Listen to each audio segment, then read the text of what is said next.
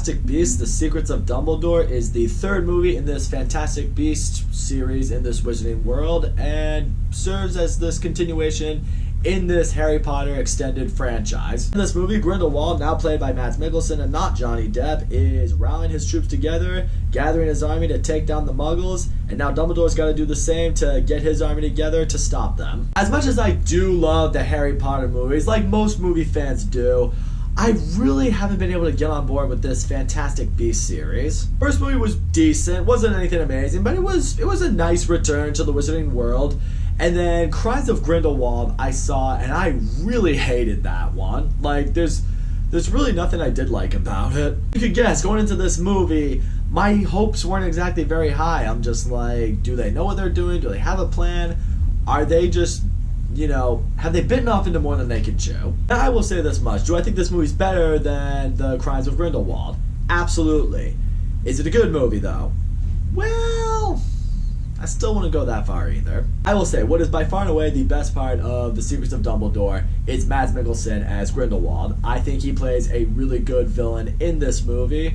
Although I will say I am not a fan of the way he was casted to ultimately replace Johnny Depp as Grindelwald. I do think he does a very good job here. Mads Mikkelsen has always played a great villain in pretty much every role he's had to play a villain. He's menacing, he's a great talker, he's calculated. He's clearly evil, but he's very stoic in the way he presents himself. He's not like an over-the-top villain or anything like that, which is what I appreciate. The big problem that I unfortunately have is the fact that Johnny Depp was Grindelwald the previous two movies. And here, now he's portrayed by someone completely different.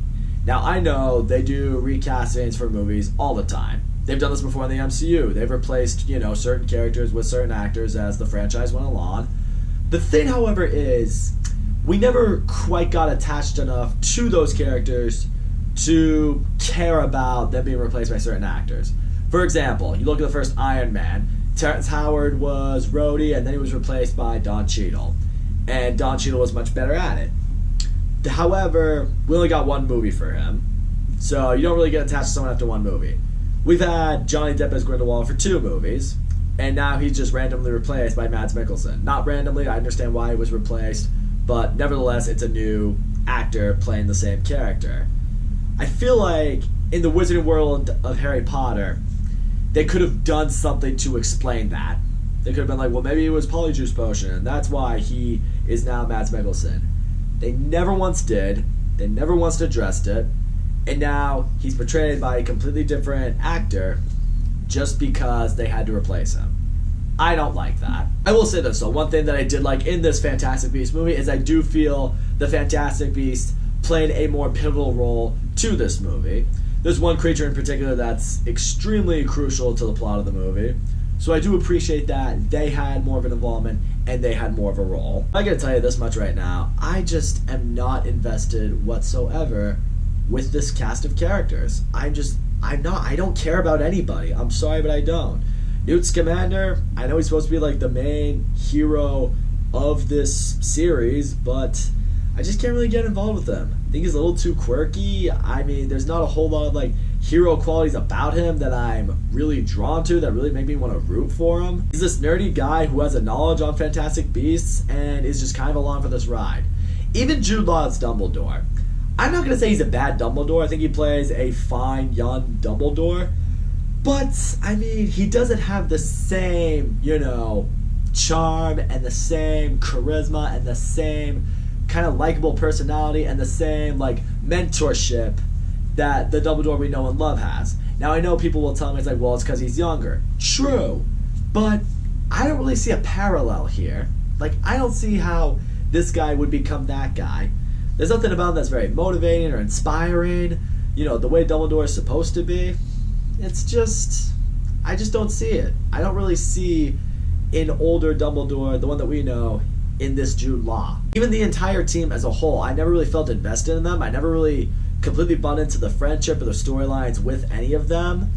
What made Harry Potter so special is you look at the 3 friends, you look at the other people that, they hang with or they're affiliated with. You care about so many characters by the end of the whole series. The character development was amazing. You just felt so involved and invested in so many of them. Not just Ron, Harry, and Hermione, but all of them. So many of them. Ones that you didn't even think you would. Even some of the more darker characters, you kind of felt bad for in certain points. And that's really what was so exceptional about the Harry Potter movies. In this case, I haven't really seen much development in the last 3 movies from anybody. It's just, here's your crew, here's what they are, root for them. I'm just like, no, it's not that simple. Also, I gotta say this right now, J.K. Rowling, all the respect to her in the world as an author of books. She's arguably one of the greatest ever, but she's not a screenwriter. I think she's developed a little bit of an ego for herself at this point. It's like, you were a tremendous author. What you created in Harry Potter, no one will ever forget that. But it doesn't mean you're a screenwriter. Writing books and writing movies are 2 very, very, very different things. And I don't think she's understanding that.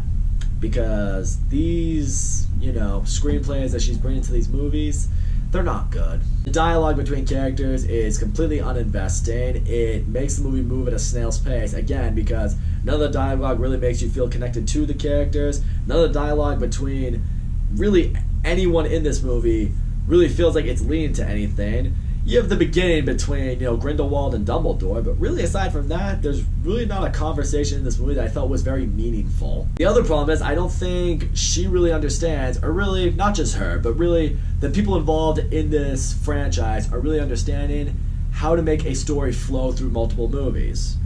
At the end of the previous movie, it was all set up like Ezra Miller is going to get into this all-out clash with the young Dumbledore, and that's what's going to make this final movie, or at least this movie, so big and so epic.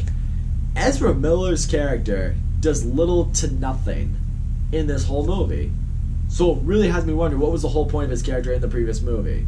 Sure, they'll maybe explore upon that in future Fantastic Beasts movies, but they left us with nothing now.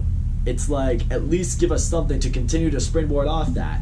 You abandoned it entirely. Even the magic in this movie feels almost completely gone. Aside from the beasts themselves, there's not a whole lot of magic in here that's very noteworthy.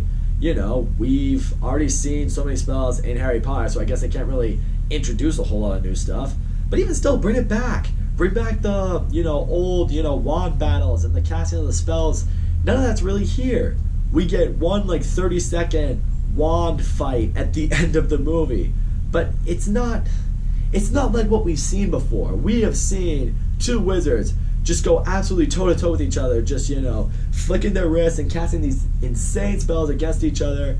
We have seen wizards get into absolute battles with each other, and it's some intense shit.